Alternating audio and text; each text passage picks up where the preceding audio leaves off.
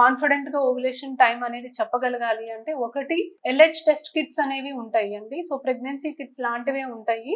మీకు expected time of ovulation కన్నా ఒక 4-5 డేస్ ముందు నుంచి ఈ కిట్ తోటి మీరు ఎర్లీ మార్నింగ్ యూరిన్ శాంపుల్ తో టెస్ట్ చేస్తారు. ప్రెగ్నెన్సీ టెస్ట్ కిట్ లానే ఉంటది.